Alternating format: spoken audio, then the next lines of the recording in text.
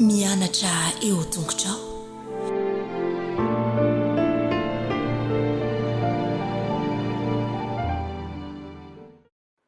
Avia, aoka isika ioboan'i Jehova, aoka isika hanao fefifaliana ho an'ny vatolampy famonjenantsika, aoka isika ankeo anatreny amin'ny fiderana, aoka hanao fefifaliana ho an'Andriamanitra amin'ny firana isika, fa Andriamanitra lehibe Jehova ary mpanjaka lehibe ambonin'ny Andriamanitra rehetra.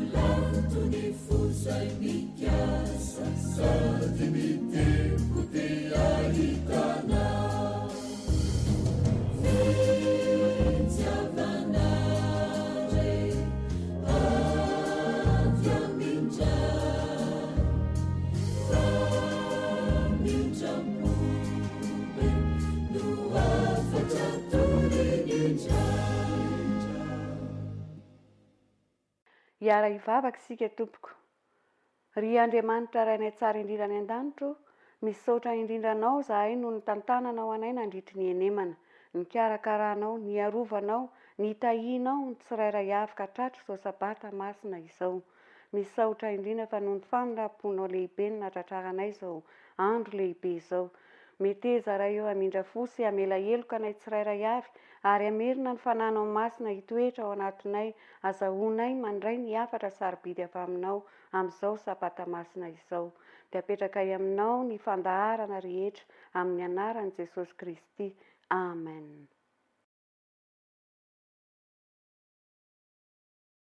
Miarahabantsika tsirairay avy nahatratra izao sabata masina izao.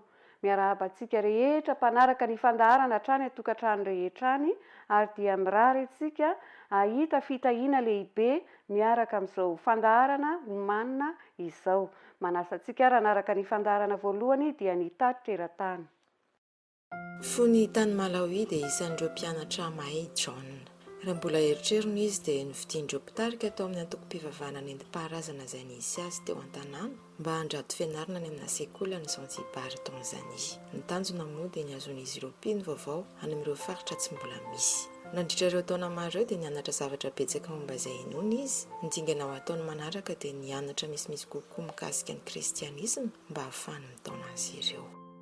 Taorian'ny 3 taona dia niantso ahy izy ireo hoe miverena dia mba manaova fikarohana mikasika amin'ny Baiboly King James. Fa maninona moa ny hoe King James? Satria neverin'izy ireo hoe ny Baiboly King James no mazava kokoa amin'ireo dikateny rehetra. Ny soratra narina tao amina sekoly Adventiste John nanatrika ny fampianarana rehetra izy sady ny fanakalo-hevitra tamin'ireo pastora ihany koa ny amin'ny fotompinon'ny Adventiste. Tao anatin'izany dia sady nandefa tatitra tamin'ireo mpitarika tany Zanzibar hatrany izy. Rehefa nianatra nandritra ny 3 taona tao amin'ny sekoly Adventiste dia farany tapa-kevitra tao anatiko tao hoe andeha hianatra Baiboly aho. Resy lahatra i John ny anapa-kevitra n'olitra ny fiainana ho an'Andriamanitra ary natao batisana nandritra ny lasy fionana iray. Taorian'ny batisana dia tsy nandefa tatitra ho an'ny Zanzibar intsony izy, tezitra noho izany ny rainy.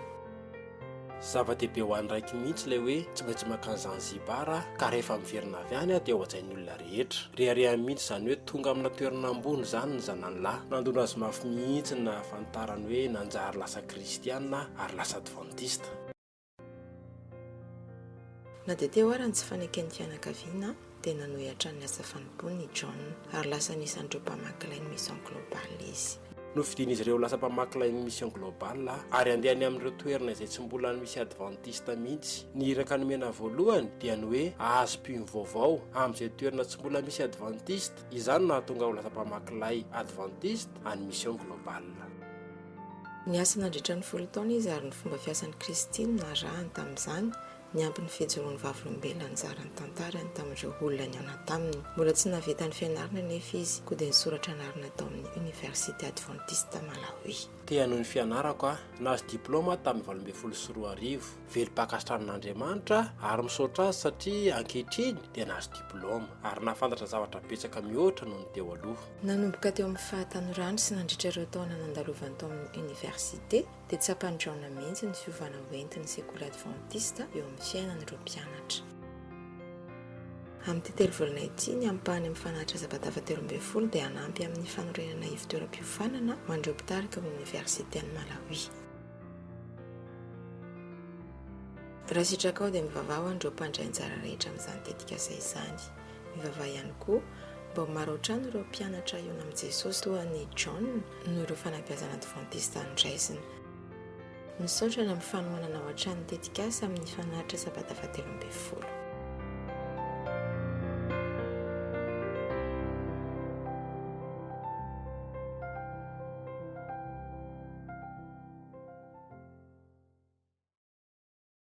Mialohan'ny hidirantsika amin'ny fampitinana ny lesona dia andeha ataontsika ny hira mitenena.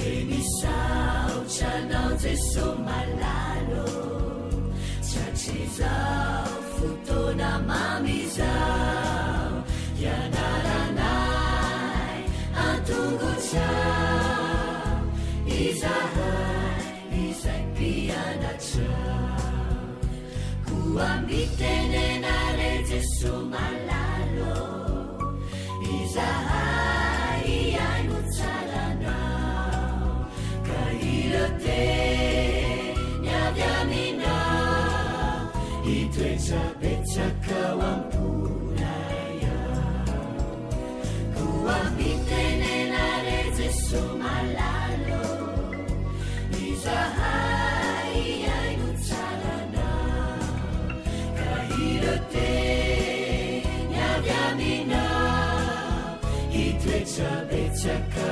wampunaya irate nyavyamina itwecha bechaka wampunaya.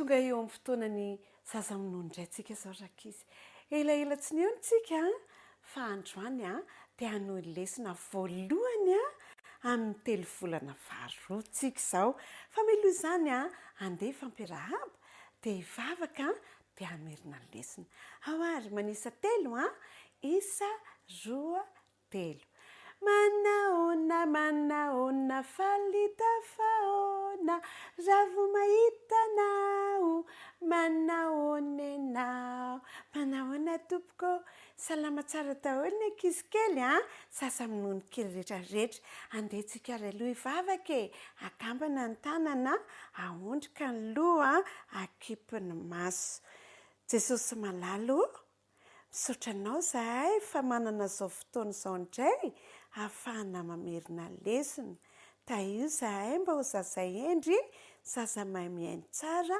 ary ho zaza mpangatò misaotra Jesosy eo amen eny ary ndeha averintsika arany lesona voalohany miaraka tsara fa fanamerina tao aloha ao lesona voalohany sakafo maraina avy amin'ny ranomasina averina ihany hoe sakafo maraina avy amin'ny ranomasina tsy anjery aoka samy alemy fanahy amin'ny namany avy averina ihany hoe aoka samy alemy fanahy amin'ny namany avy eny ary efa hitantsika tany amin'ny lesona taloha tamintsika tany am-piangonana hoe teny anaty rano nanarato i Petera sy ny namany tena ninona moa tsy nahazo trondro mihitsy izy nefa fa niasa mafy izy tandritra ny alina fa tsy nahazo trondro izy na dia iray ary nampalahelo benga zareo hoe nona be izy reraka be izy fa tsy nahazo trondro zareo dia ozy hoe andao amin'izay tsika fa maraina ny andro dia andao tsika hiakatra amin'izay dia nakaiza ry zareo nakeny amoron-drano izy dia napetrany eo amoron-drano no sambo dia nandeha mivoaka ny sambo izy rehefa mitazatazana teo izy rakizy dia nisy ny antso Petera Why? Iza miantso antsika izany? Totototoko izy. Io nisy olona niantso an'zareo. Namerina niantso indray ilay olona. Petera! Ahoana izay? Hozy ry Petera. Fa maninona nareo miakatra e? Ka tsy misy trondro ange. Tsy nahazo trondro izay. Andana indray miverina. Dia ataovy eo amin'ny sisisiny eo ny sambo dia halatsao any anaty rano ny arato. Ka efa atoandro be ange izao e. Efa io masoandro efa hita be io. Tsisy trondro intsony izao. Dia indray ilay olona hoe mandeha hiana dia halatsao any amin'ny sisiny havanana ny sambonareo. Andao ary e. Dia lasa rakizy ry Petera. Dia nandeha izy fa tsy nakany ampovoan-drano be intsony izy fa nakeo amin'ny sisisiny teo fotsiny izy dia nalatsa ny tany anaty rano ny arato. Nankatoy Petera sy ny namany. Inona ny hitanareo tao anaty rano? Oay! Misy trondro be dia be, mihetsiketsika ao anaty rano ny trondro. Oay e! Trondro izany Ho hitantsika amin'ny herinindray rakizy hoe inona ary ny zava-niseho fa nahita trondro be dia be tao anaty rano i Petera sy ny namany. Enotsika amin'ny herinindray ny lesona fa andaontsika aloha hivavaka dia efa nao veloma dia amin'ny herintsika manao lesona. Akambana indray ary ny tanana e. Dia ahondrika ny loha akipy ny maso. Misaotra Jesosy eo fa ianao dia tianay. Manoro anay mandrakariva ny tokony ataonay. Ampio izahay mba ho mpankatoa tahaka ny Petera. Misaotra Jesosy malalo. Amen. Andao ary tsika efa nao veloma e. Ao ary isa roa telo. Dia mifanao veloma. Dia mifanao veloma amin'ny herindray veloma tompoko fa mbola endry tsara ihany fa mbola iany lesony zoky dia mbola mihaino lesony dada sineny veloma rakizy kely fa le miarabantsika sazaboty rehetra indray fa tonga atao anatin'ny sabata isika dia miarabany ankizy rehetra koa alohan'ny anarantsika ny lesona vaovao tamin'ny herinandro iny isika dia nianatra n'izay lesona izay fa averina izy anio dia andao ary anakambana tanana aondrika ny loha dia ekipo maso hiaraka hivavaka isika Andriamanitra misaotra anao indray izay zazaboto miaraka mizoko sy zandry dia tata sineny fanomenao sabata fitsaharana inga ny mba ho zaza endry avokoa izay rehetra hiaino tsara dia ho mpakatoa ny teninao amin'ny anaran'i Jesosy amen. Ilay vehivavy teo amin'ny dobo fatsakana lohatenin'ny tantarany anarantsika nandritra ny herinandro rakizy tadidinareo tsara izay tantara izay ao amin'ny Luka 7:7 misy ny tsy anjerintsika mivaky toy izao andao tonga dia hiaraka ameriny mino fa mahay daholo nareo isa 2 ambarao ny zavatra mahagaga nataon'Andriamanitra taminao. Andao averina indray ambarao ny zavatra mahagaga nataon'Andriamanitra taminao. Bravo, mahay daholo. Dia tantaraiko indray ilay tantara efa nianatra tsara nareo eno tsara ary indray andro izay nandeha lavitra be Jesosy sy ny mpianana dia reraka be nge zareo tena reraka be mihitsy dia hoy Jesosy mantsy ny mpianana hoe andeha hipetraka eto amin'ity fatsakana ity izany fatsakana izany fakana rano dia hipetraka eto fa ianareo mandana makany an-tanàna dia mividy sakafo ho antsika dia nipetraka teo Jesosy ny andro tamin'izay efa toandro be sady mamay be nge ny andro mafana be dia reraka koa Jesosy dia te-sotro rano izy fa mangetaheta be efa fotoana fihinanana sakafo atoandro izany ora izany mangingina be teo amin'ilay fatsakana te-sotro rano be mihitsy Jesosy tsy manana zinga izy akana rano dia lalina be nge io fatsakana io dia tsy manana sio tsy manana siny izy akana rano koa ahoana re izany misy afaka nome rano an Jesosy ary ve zao iny izy vehivavy anankiray dia atsaka rano amin'ny andro atoandro be mamay be io vehivavy io nanana zinga dia nanana siny na sio ozytsika fa nenazy tsy sio fa siny nakana rano dia tonga izany izy dia mijereny Jesosy dia hoy izy Jesosy Samaritana ty vehivavy ty dia ilay vehivavy koa nijereny Jesosy dia fantatry io vehivavy io fa jiosy io lehilahy mipetraka eo amin'ny fatsakana io kanefa ny Samaritana dia ny jiosy miady reto zareo tsy mety miombona mihitsiny tsy mety mifampinamana mihitsiny dia fantatry Jesosy hoe tsy teny amiko izao io vehivavy io fa za jiosy dia tonga dia niteny Jesosy hoe meo rano hosotroko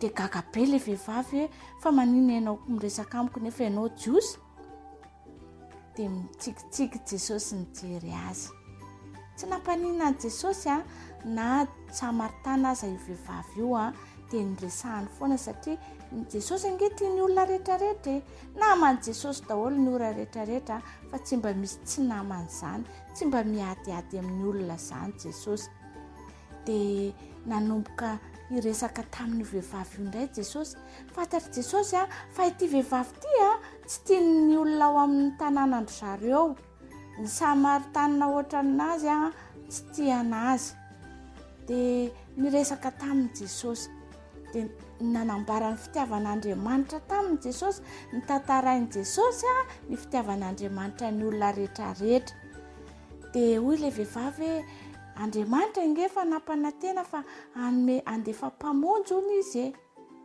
dia hoy Jesosy namaly azy hoe za nge za mpamonjy izany hoy Jesosy ena le mpamonjy ay faly be raka izy ilay vehivavy Samaritana satria Jesosy zany ilay mpamonjy dia naman'i Jesosy izy niresaka taminy tonga dia navelany teo ilay siny fakany rano adininy nanome rano an' Jesosy dia lasa izy nandeha niazakazaka nakany an-tanànandry zareo dia nitantarainy tamin'ny olona rehetra hitako ny mpamonjy aiza ozy ny olona hoe ao ampatsakanao ny mpamonjy zany resaka taminy namany zany resaka taminy andao hijery ny mpamonjy dia nanaraka azy daholo raka izy ny olona rehetra tonga teo amin'i Jesosy dia nipetraka ary dia niaino an'i Jesosy tsy natsiaro reraka sinoany reto olo reto fa variana ny hainy tantara izay nataon'i Jesosy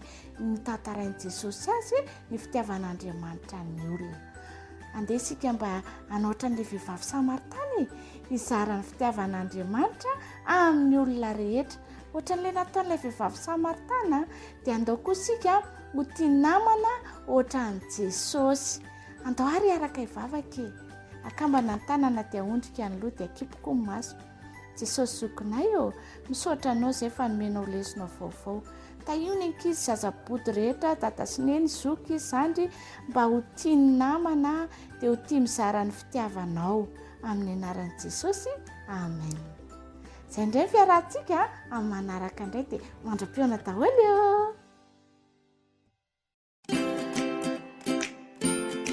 faly tokoa indray raka izy ny tenako tafaraka aminareo amin'ity sabata mahafinaritra ity hiaraka mierinety indray ny loha hevitra fahatelo ary isika izay manao hoe ilay Andriamanitra tsy fantatra tsy fantatra ny andalateny izay nianarantsika tsy anjery dia ny rahantsika nanita tao amin'ny asan'ny apôstôly toko 7:7-7 manao hoe tsy mba lavitra antsika izy ahoana tsara hoe tsy mba lavitra antsika izy asan'ny apôstôly toko 7:7 ny loha hevitra raka izy dia nameny Jesosy atsika mba hianarantsika sy hafantarantsika fa manompo an'Andriamanitra tokoa nge itsika raha misaran'i Jesosy amin'ny hafa ka dia ho sabata izay izarantsika ny Jesosy tokoa ny sabata androany dia andehary ho arahantsika fampitinana izany loha hevitra izany dia manao fa sabata mahafinaritra daholo efa mba noditsy naharianeny ve ianao raka izy raha iny izy ny antsoanao voalohany indraindray isika dia mody tsy maheno indrindra fa raha saina manao zavatra izay tsy tiantsika atao fa iny elabe raka izy dia nilaza tamin'ny olona i Paoly ny vaovao mahafaly momba an'i Jesosy kanefa maro tamin'izy ireny no tsy te hiaino azy. Misaotra betsaka anareo ny araka amiko tonga aty Atena hoy izy tamin'ireo namany avy tany Beria. Vao tsy ela ireo olona ireo no nianatra momba an'i Jesosy. Nanaraka amin'ny Paoly tany Atena izy ireo. Amin'izay izy afaka manome fampianarana misimisy kokoa azy ireo mandritra ny dia nataon'izy ireo.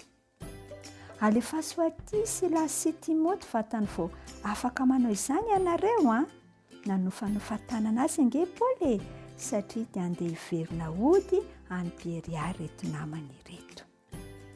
Nandrery Paoly tao Atena. Tsy nisy olona na dia iray akory aza neto nahafantatra sy nino an'i Jesosy rankizy dia nivavaka Paoly hoe Jesosy ianao irery no afaka maneho ainy fomba ahafahako mizara ny fitiavanao amin'ireto olona eto amin'ity tanàna ity. Voadidina sarivongana sy trano be ary asa tanana ny vahoaka tao Atena rankizy. Toa hita teny rehetra teny ny tempoly lafidy feno karazana sampy. Nalaza ho tanàna feno olona manam-pahaizana koa anefa i Atena. Rehefa nandehandeha teny rehetra teny anefa i Paoly dia nalahelo izy. Nalahelo ireny olona ireny.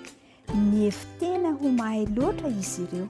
Tsy tena fantany anefa ny zava-manandanja indrindra tsy fantany Jesosy. Nanomboka niresaka tamin'ny olona ry Paoly. Tsy ela akory ny teny dia nanomboka nampieritreritra sy nampametra-panontaniana ny olona. Te handrisy ny olona izay momba an'i Jesosy izy ireo. nisy olona iray nanasany paoly indray andro resaka tamin'izy ireo teo atapony tendrombohitra mars teo amin'ny toerana iray antsoina hoe areopago. Izy io toerana manokana fiaonan'ireo olon-kendry rakizy iresahana sy iaonana momba ny vaovao farany. Ireo olona ireo dia noheverina ho tena manam-pahaizana sy feno fahendrena.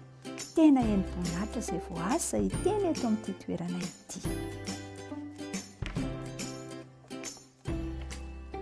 Ry namako, hoy Paoly nanomboka ny teny, hitako fa tena tia vavaka ianareo.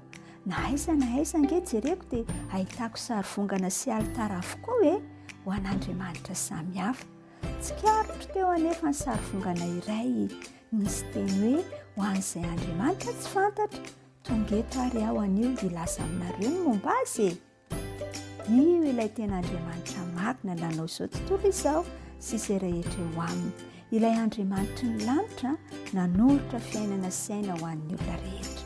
Rehefa nanohy ny teny izy dia maro ny olona no miainy tamin'ny mpahalinana. Tena ambaran'i Paoly tamin'izy ireo ny momba ny fitsanganan'i Jesosy tamin'ny maty rakizy. Ny sasany kosa dia nihevitra azy ho adala ary nanao resaka izay tsy misy dikany. Nisy vitsivitsy ihany anefa nilaza hoe mbola te hiaino anao izahay. Tsy olona maro no ninona Jesosy tao an-tena no heverin'izy ireo fa fahendren'ny tenany dia tsara kokoa noho ny fahendren'Andriamanitra.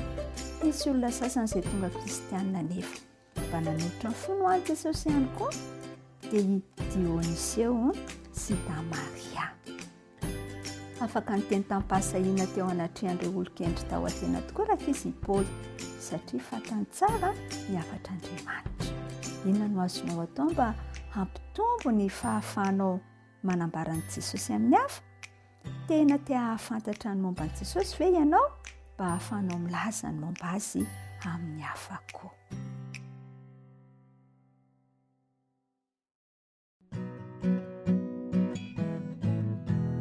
Jésus aime les petits enfants comme moi. Jésus aime les petits enfants comme moi. Petits comme moi, Jésus les reçoit. Jésus aime les petits enfants comme moi. Jésus aime les petits enfants comme toi. Jésus aime les petits enfants comme toi. Petits comme toi, Jésus les reçoit. Jésus aime les petits enfants comme toi. Jésus aime les petits enfants comme nous. Jésus aime les petits enfants comme nous. Petits comme nous, Jésus les reçoit. Jésus aime les petits enfants comme nous.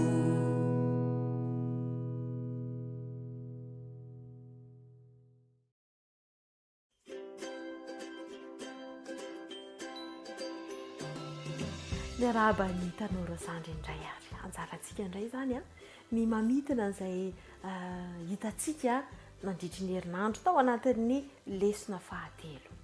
Lesona fahatelo isika mino fa nahay tsara amin'izay ny lohateny sy ny tsenjery ary niara-nianatra koa tsika nandritry ny herinandro andao averina ary.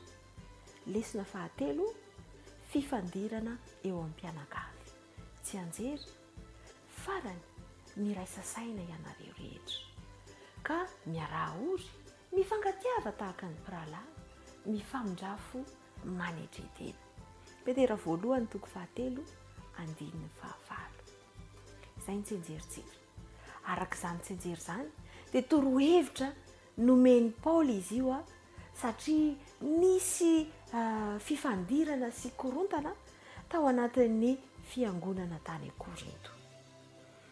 Tao ireo olona izay nihevitra ny tenany fa efa mahay be izy, mahay soratra masina ka izy no ambony indrindra amin'ny olona rehetra. Nieritreritra ihany koa izy ireo fa mahay noireo filozofy sy teolojianina mahay indrindra.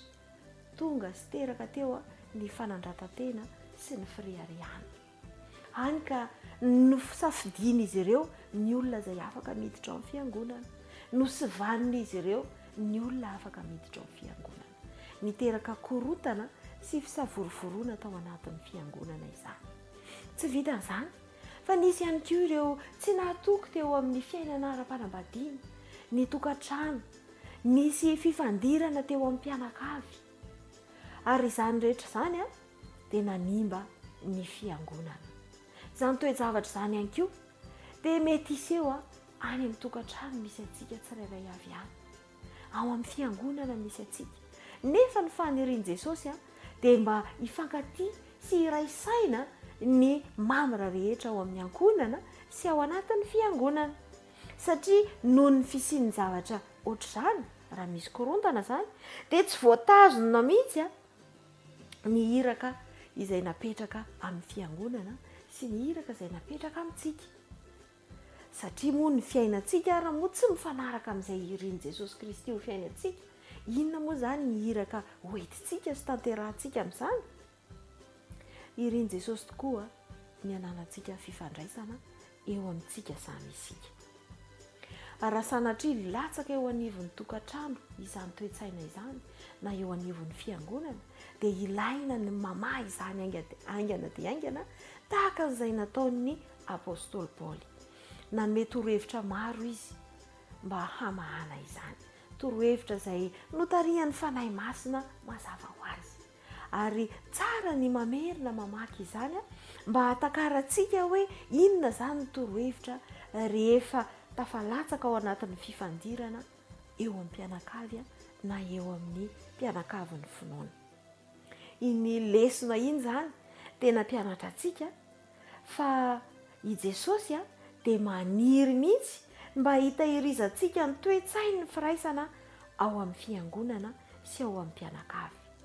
Nitarika antsika ihany koa izany lesona izany mba hanolo-tena sy hiainam-piadanana miaraka amin'ireo rehetra eo anivon'ny ankohonana sy ny fiangonana, ary ny mba hiarahantsika miasa amin'i Jesosy ihany koa amin'ny famahana ny olana rehefa misy ny korontana, ary ny toe-tsain'i Jesosy sy ny fomba fiainan'i Jesosy no andeha hiainantsika ao anatin'izany fiarahamonina izany. Mino fa nandray fanapahan-kevitra tsara isika rehetra tao anatin'iny lohahevitra iny. Eny ary atsantsika hatreo ny androany mirary soantsika rehetra mandra-piona amin'ny manaraka indray.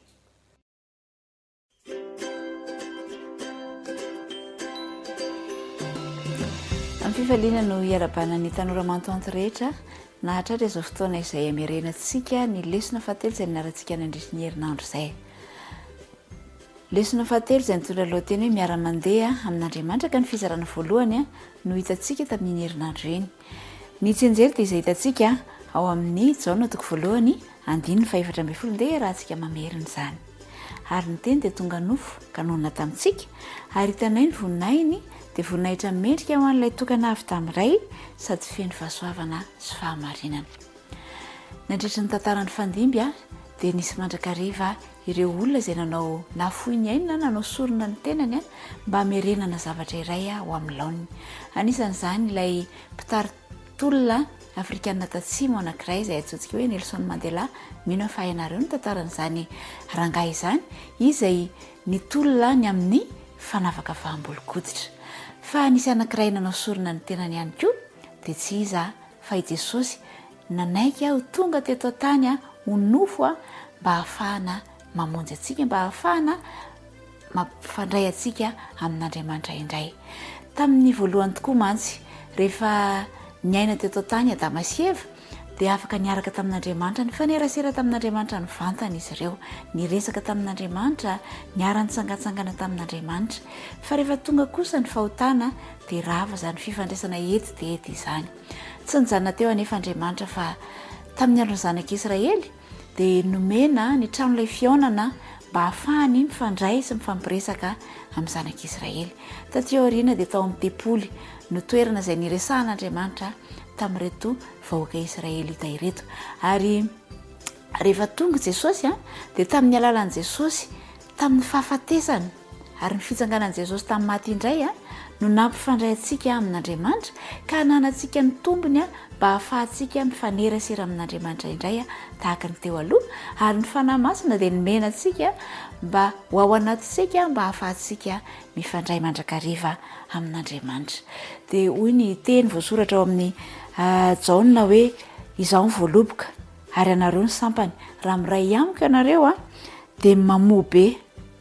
Dia izay indrindra no irarian'Andriamanitra amintsika mba hiraisantsika amin'Andriamanitra mba hahafahantsika mamobe safidy atao ny firaisana amin'andriamanitra ary ny fitoerana ao amin'andriamanitra izay ananantsika fifandraisana velona ahafahantsika miresaka amin'andriamanitra ahafahantsika miresaka amin'ilay loharanom-pitahiana amin'ilay loharanom-pifalitsika amin'izao fiainana izao amin'ny ahoana ary ny fomba irasantsika amin'andriamanitra ahoana ny fomba iarahantsika mandeha amin'andriamanitra tsy inona akory fa ny fianarantsika ny teniny ny fivavahantsika mandrakariva na amin'ny fotoana na tsy amin'ny fotoana naizanaizana toerana misy atsika dia andehantsika ifandray amin'andriamanitra mandrakariva fa hitantsika tombony lehibe ny fifandraisantsika amin'andriamanitra ahafahantsika mamobe eo amin'ny fiainantsika dia mirary ny tanora mantoanto rehetra mba hanao fanandramana ary amin'ny firaisana amin'andriamanitra fivavahana mandrakariva fiderana azy amin'ny hira ary famakiana ny teniny sy fangatoavana izay rehetra lazainy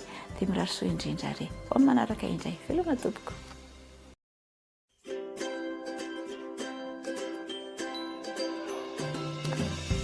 faly miarabantsika zatovy indray amin'izao sabata izao tratran'ny sabata arsea ary tsy ny tanora ihany fa isika rehetra ihany koa izay miaino ny radiozis sy manaraka amin'ny alalan'ny pejy facebook.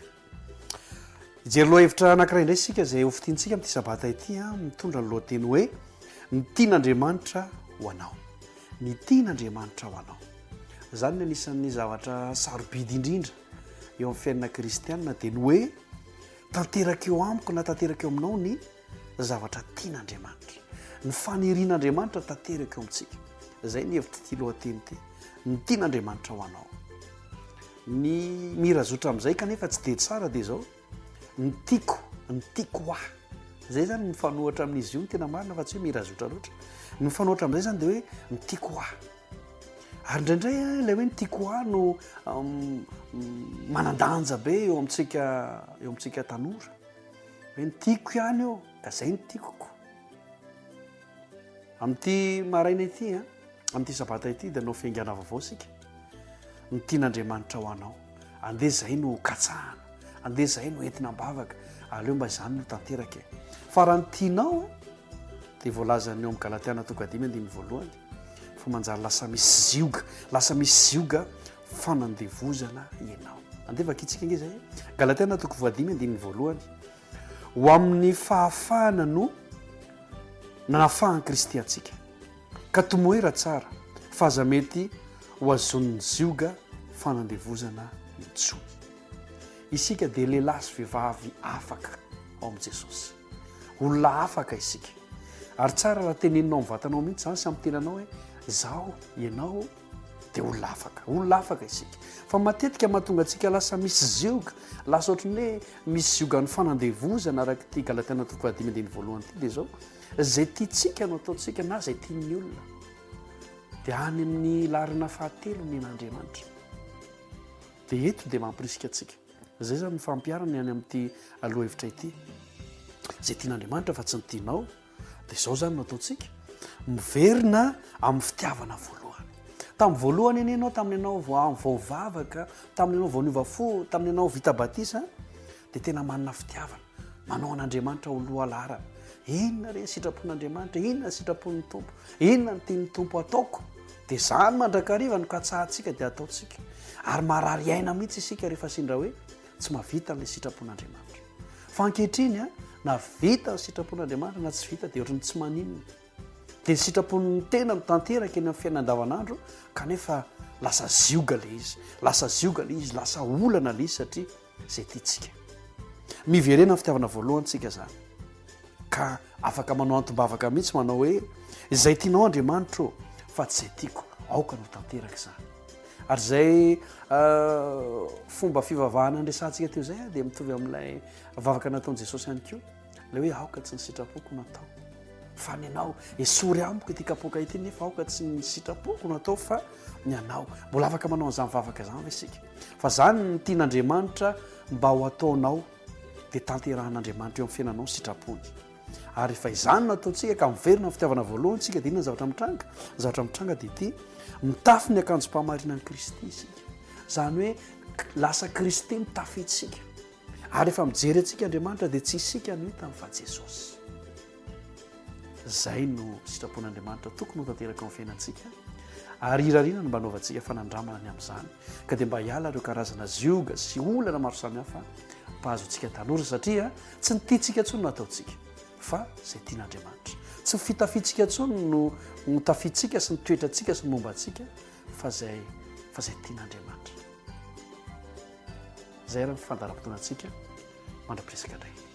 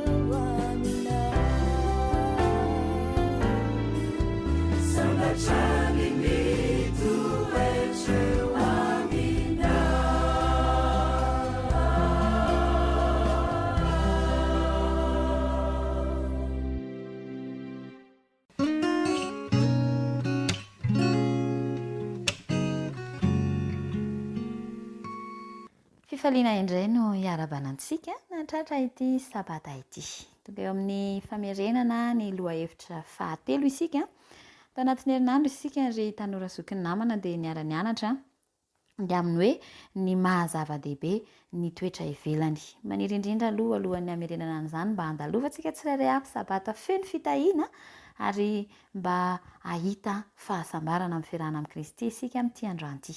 Tao anatin'izay loha hevitra hoe ny mahazava-dehibe ny toetra ivelany izay isika dia niaraka nandinika ny Jakoba 1:9-10 ka hatramin'ny 7:20 arivo namaranantsika ny 1 amin'ny bokin'ny Jakoba izay niresaka hatrany moa ny amin'ny fakam-panasy ny fandraisana ny tenin'Andriamanitra. Tsy adinontsika mihitsy ny mamerina n'ilay andiny ankiray izay nisafidiana hatao tsy anjery dia andao samy hanao ny azy aloha eny ary inavy ary ny rahantsika nahita tao anatin'izay hoe ny mahazava-dehibe ny toetra ivelan'izay. Rehefa niara-nianatra isika dia niaraka nahita fa hoe misy zany ny kolotsaina eo amin'ny fivavahana izay mahakasika manokana ny sambatan'olona ary indro fa somary efa mahazo vahana.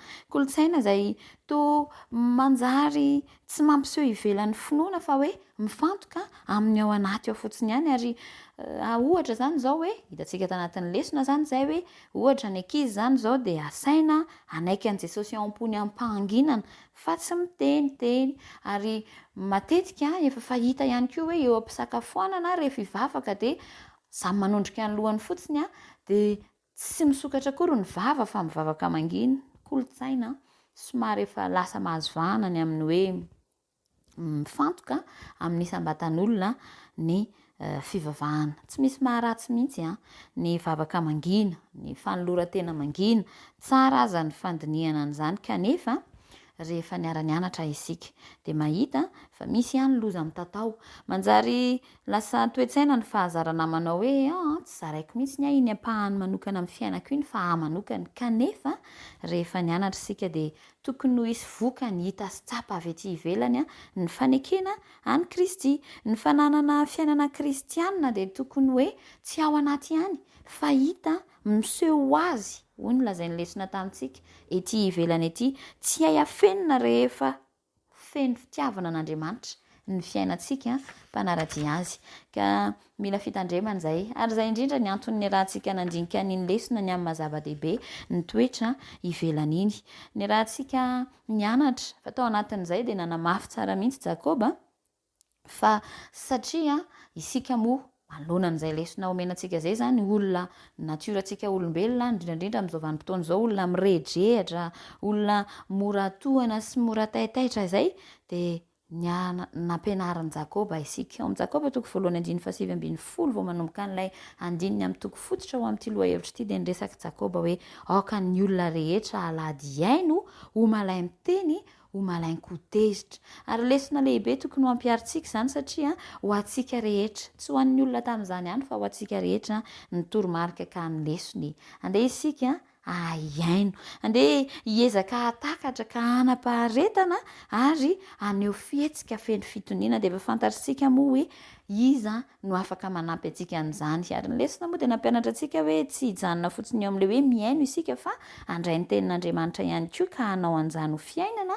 ho mpankatoy isika ary tsy mpiaino fotsiny ihany ka sanatria mitaka ny tena hoy moa ny Jakoba 1:2-20 fa tao anatin'ny lesona iny ihany koa ry namana dia niaraka nianatra isika ny amin'ny fivavahana marina izay tena tokony ho alaliantsika ka hanaovantsika fampiarana amin'izay manomboka eto dia mba hisin'ny fiovana marina eo amin'ny fiainantsika ka hatrany amin'ny fotony. Raha niresaka isika hoe ny ao anatiny ety ivelany dia tokony ahitana taratra ny fiovana tanteraka eo amin'ny mahakasika antsika ka nyresahan'ny lesona mihitsy moa fa eny fa hanatramin'ny fomba firesaka ary dia tokony ahitana sy hatsapana an'izay fiovana ao anatintsika izay ka ny fivavahana marina sy ilaina dia ao amin'ny fifandraisana feno fanoloran-tena sy fitiavana amin'i Jesosy Kristy ary izay ihany lakile dia izay ihany koa no angatahana amintsika dia nitoerantsika mifandray amin'i Jesosy. Farany rehefa niara-nianatra isika dia namafisin'ny lesona tamintsika tsara fa hoe tsara ny mihevitra ny fiseho ivelany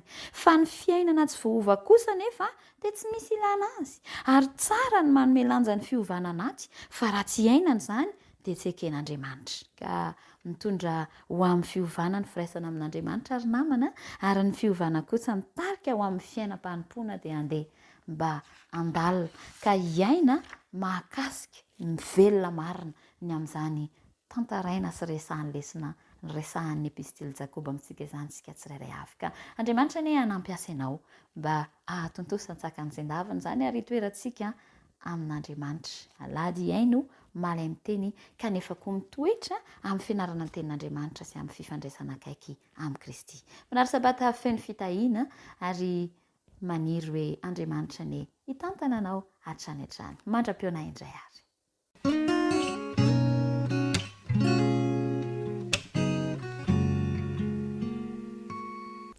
Faly miarabantsika rehetra indray tonga eto amin'ity fotoana manokana izay hanatanterantsika ny famerenana na famitinana ny lesona fahatelo ity.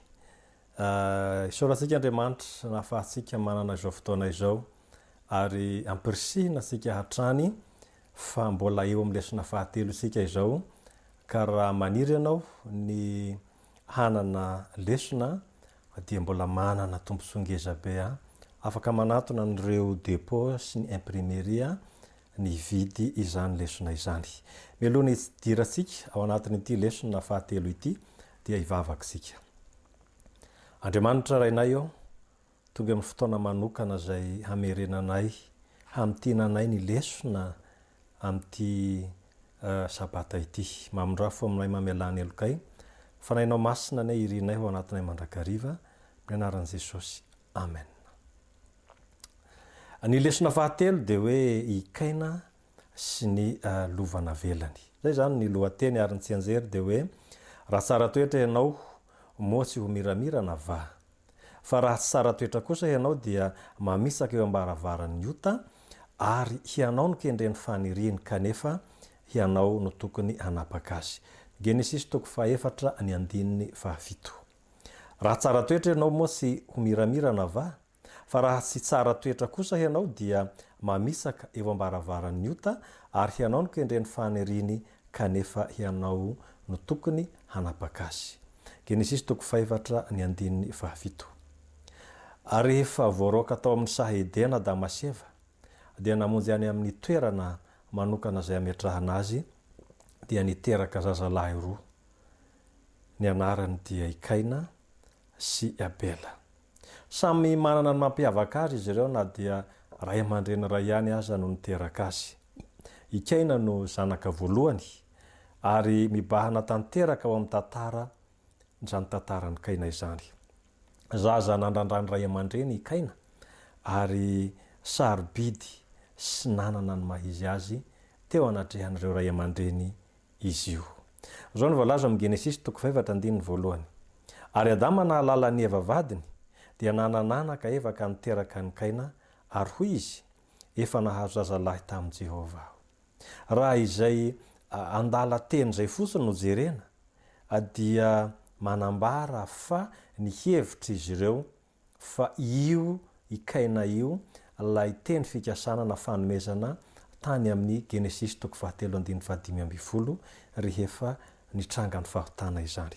Niteraka zazalahy Jehova aho ny fanambarany azy any amin'ny version hafa momba izay fanambarana izay. Zany hoe nametraka ny Kaina ambony ary nanindrahindra azy ho ilay hodrafim-pamonjena ireto ray aman-dreny ireto. I Abela indray dia zanaka faharoa ary tsy dia nisy resaka firy momba azy ity.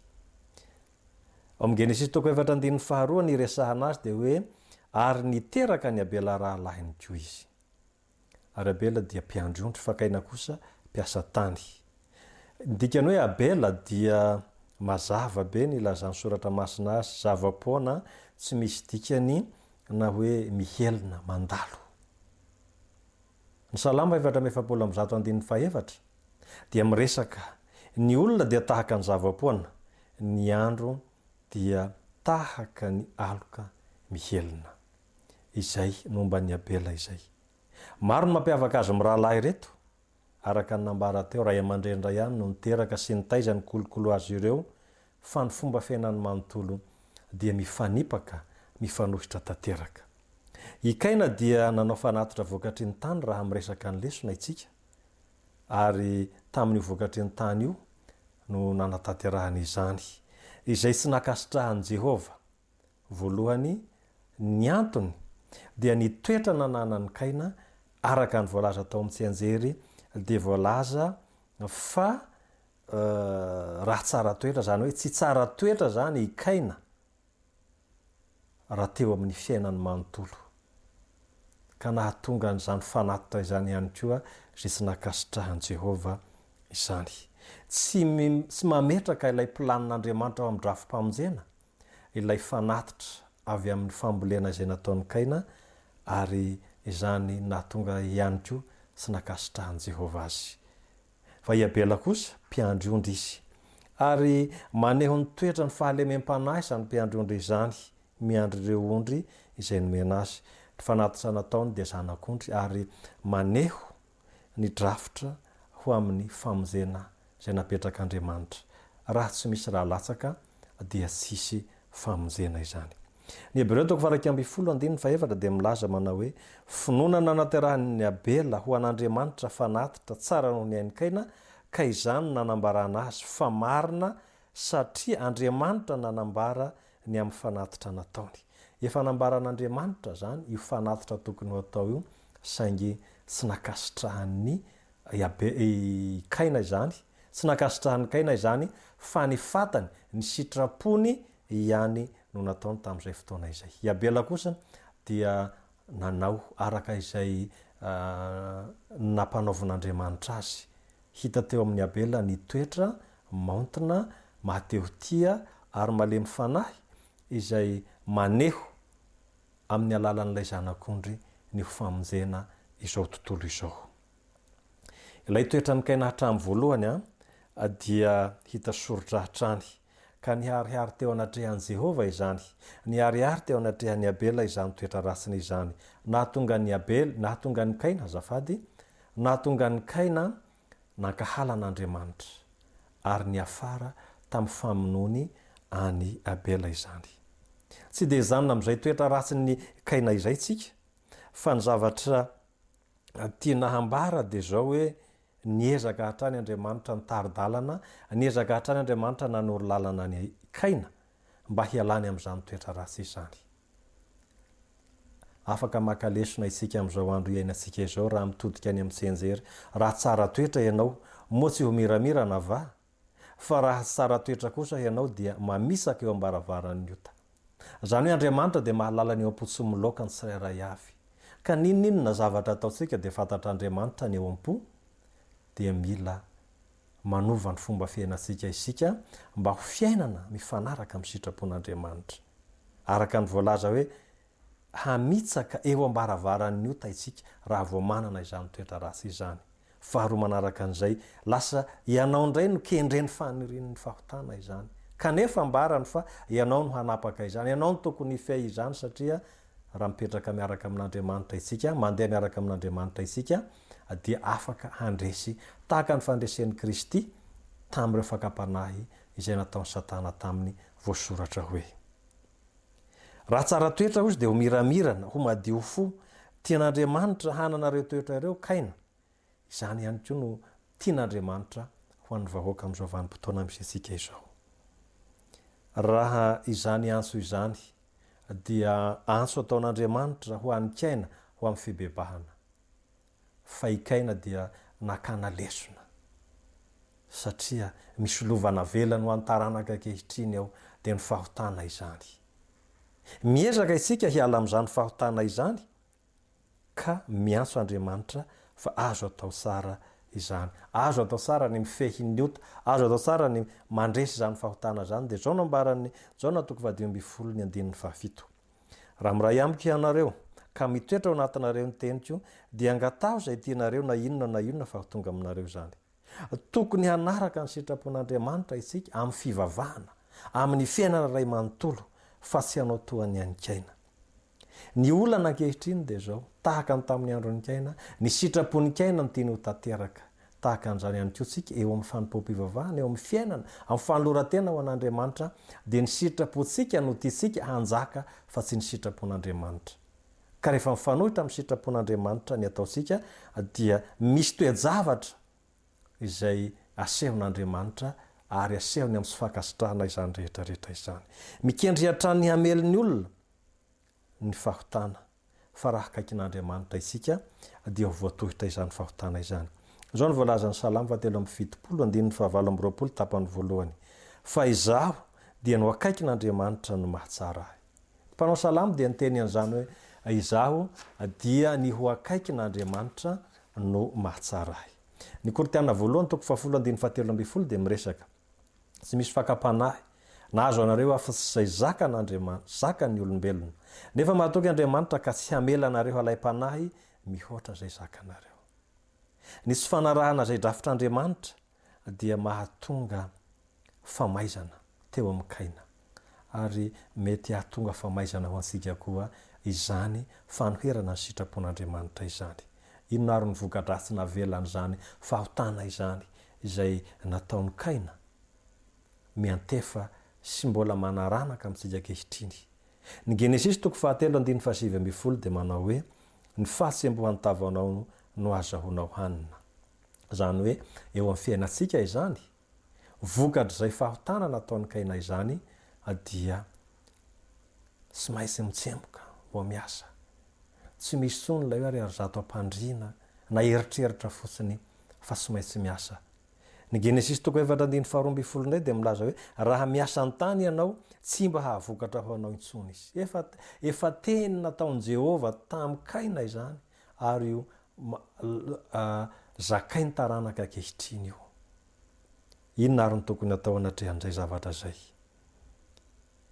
Na dia teo aza nefa izany toetra ratsy ny kaina izany dia mazava fa tia azy Andriamanitra. Te hamonjy azy hatrany izy ary nitarika azy ho any amin'ny tsara. Saingy ny foronan'ny kaina no efa tsy te ho any. Ny Genesis 4:12 ka hatramin'ny 12 dia misy teny tahaka an'izao. Ary hoy Jehova taminy, noho izany na iza hamono an'ny kaina dia ho valiana fito heny izy. Zany hoe tian'Andriamanitra izy matoa tsy navelany ho vonoina tamin'izany fotoana izany. Mila manana an'izany toesaina manatona an'Andriamanitra izany tsika.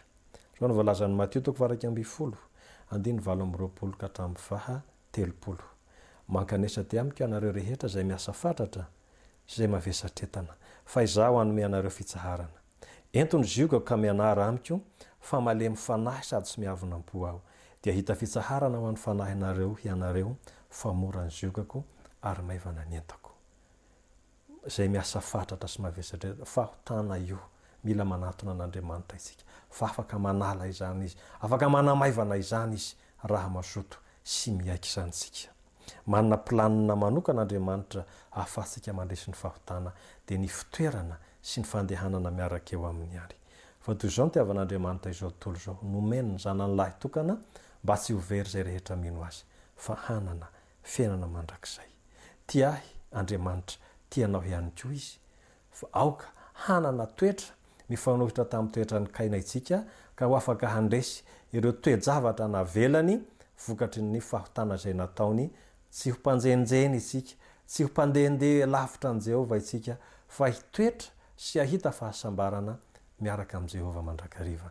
Ho tahinany izany lesona izany ary hakatsika fanandramana izany hoe fiarahana amin'Andriamanitra isan'andro izany. Amen. Zao sika dia ho tonga eo amin'ny fanatazana ny fanatitra izay rahantsika manohana amin'ireo asa maneran-tany satria tsy afaka handehany amin'ireo firenena maro izay tokony hanaovana izany sika dia izany fanatitra izany nanaovantsika tolo-tanana ho fampandrosoana ny asan'Andriamanitra. Ny feokira no ahafahantsika manatateraka ny fanangonana izany fanatitra izany.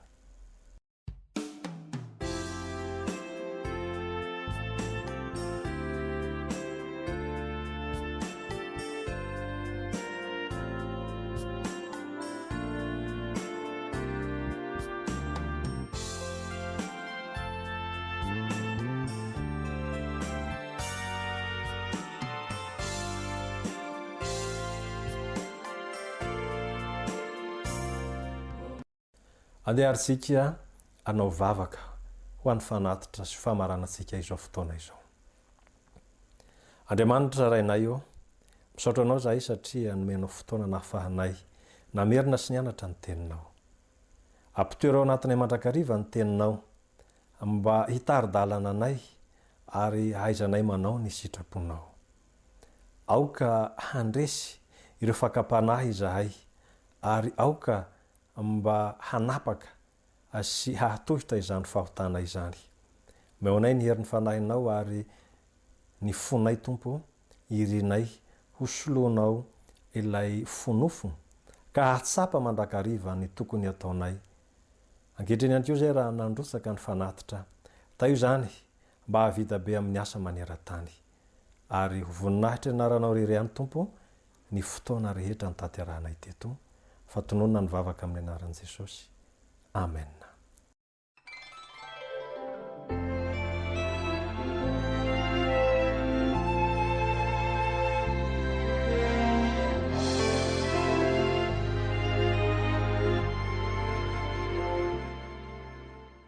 Eny ary, mirary sabata mahafinaritra ho antsika tsirairay avy hanaraka izany fanompoam-pivavahana izany tsika ary dia manome fotoananao indray amin'ny fotoana manaraka hiarahantsika manatanteraka ny famerenana ny lesona amin'ny fotoana tahaka an'izao. Tahin'Andriamanitra daholo tompoko.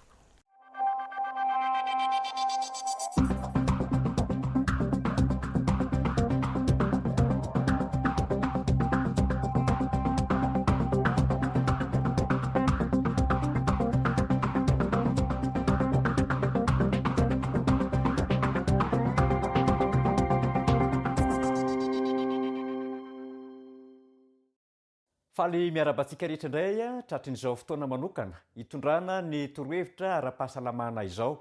Tsoatran'Andriamanitra isika satria afaka handray torohevitra vaovao indray zany amin'ny ity an'io ity. Afaka andro vitsivitsy moa volana vitsivitsy dia iroso any amin'ny vanim-potoana mangatsika isika. Noho izany dia misy torohevitra izay omenantsika indray mahakasika n'izay vanim-potoana izay ary ny torohevitra izay omena atsika eto dia mifanindran-dalana mandrakariva amin'ilay hoe fitafiana ara-pahasalamana.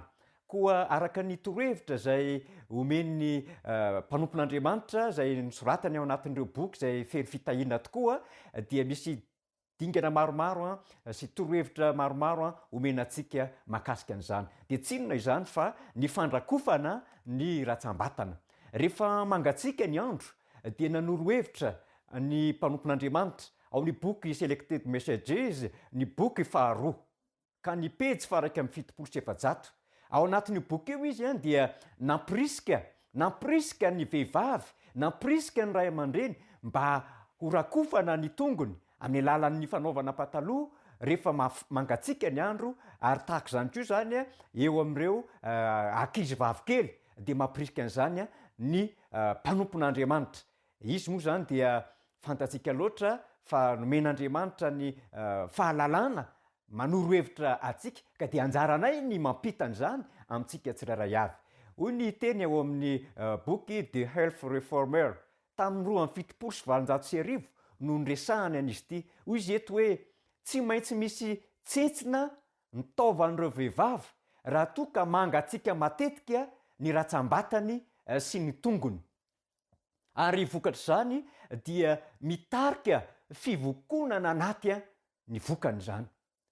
Ka zava-dehibe zany ny anaovana mafana ny ratsambatana, indrindra ny tongotra araka ny torohevitra ara-pahasalamana izay omena eto izany. Zao ihany koa ny zavatra mbola ambara ao amin'ny boky How to Live, ny pejy 470. Mangatsika ozy izy ny eny amin'ny faritra sisiny amin'ny vatana, zany hoe amin'ny ratsambatana zany, ka manjary manao asa roa ny fo. Efa manao ny asany izy kanefa mbola misy asa hafa ihany koa ataony dia le hoe manosika ny rà ho eny amin'ny faritra sisiny indrindra, zany hoe aty amin'ny ratsambatana na ny tongotra na ny tanana zany, ary tsy mafana sy manjary tsy matanjaka tsony ny rà zany rehefa avy mikorina na nodidina ny vatana izay miverina any amin'ny fo. Dia ilaina zany ny manao mafana amin'ireny rehetra ireny. Ho ihany ny tony ao amin'io pejy io hoe tsy mahomby amin'ny ezaka ataony ny fo ary lasa mangatsika ny ratsambatana. De rehefa mangatsika ny ratsambatana de hoy ny toy ny eto hoe miverina any amin'ny avokavoka sy ny atido ny raha mangatsika avy any amin'ireo faritra sisin'ireo ka mitarika fivontosana anaty sy fahatsetsenana amin'ny avokavoka sy ny atido. Mazava be zany fanambarana zany a. Tena ilayntsika zany manao mafana indrindra ny amin'ny tongotra satria zany misy akony any amin'ny avokavoka, misy akony any amin'ny atido izany fangatsiahana amin'ny ratsambatana izany. Ary misy fivontosana anaty, manjary misy tumeur mipotra any anaty any. Ary mazana ny vehivavy no tratran'izay a, fa ny lehilahy tsy de tratran'izay loatra. De eto zany manome torohevitra ny mpanompon'Andriamanitra ao amin'ny boky soratany ao tolivo fa tena ilaina zany a ny manao mafana an'ireo. Hoy ihany koa izy ao amin'ny testimonies for the church ny boky faharoa ka ny pejy 1telopolo. Hoy izy eto hoe rehefa tsy mifono tsara ny ratsambatana de voatarika ho any amin'ny loha ny rà ka mitarika aretin'an-doha na koa miteraka tevido. De iny lay misy rà mivoaka eo amin'ny oronao zany. Ankoatran'izany dia miteraka kohaka na koa hafainganany fidobodoboko ny fo, io lay atsotsika hoe palpitation. Ary ankoatran'izany rehetrarehetra zany de mahabe raha loatra ao amin'ny vavony ihany koa zany rehefa mangatsika ireo tongotra sy ny tanana ireo de manjary miteraka tsy fahalevonan-kanina. De manjary tsy mahalevo-kanina zany ny golona amin'izay fotoana izay. Koa tsara zany ny ahalalantsika an'izany torohevitra ara-pahasalamana zay nomeny antsika izany. Koa ny fanontaniana mipetraka teny hoe inona ary ny tokony atao manoloana an'ireo fanambarana ireo. Io no valintsika amin'ny herin'ny anio toy izao. Fa raha fitinina zany ny amin'ny androany de izao. Ilaina zany ny andrakofana mafana ny tongotra, ny tanana satria reo zany de lavitry ny fikorianan'ny lavitry ny fo, zay fohiben'ny fikorianan'ny rà. De manjary efa mangatsika zany ny rano tonga any de miverina miakatra makaty amin'ny fo de hitantsika teo ny voka-dratsiny fa misy miteraka aretin'an-doha, miteraka tevido, misy akony any amin'ny vavony, mampisy fivotosana anaty ary manjary miteraka kohaka ihany koa araka ny voalaza teo. Dia ilaina zany ny mampanao mafana an'ireny mba tsy hampalaky reraka ny fo satria lasa doublé ny asan'ny fo zany anafana indray lay rà zay avy nikoriana tany amin'ny rehetrarehetra tany. Ary izy nefa efa miasa mafy mandefa ny rà any amin'ny faritra rehetra eo amin'ny vatantsika izany. De iny mahatonga le manjary misy palpitation lay olona. Ary aza tonoina fa eo amin'ny vehivavy matetika no misy an'izay palpitation zay satria inona ny antony matetika tsy mifono ny tongotr'izy ireo indrindraindrindra rehefa mangatsika ny andro.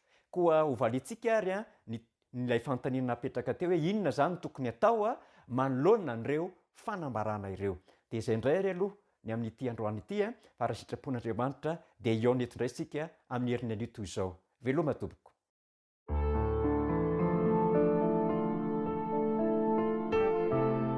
Mianatra eo tongotrao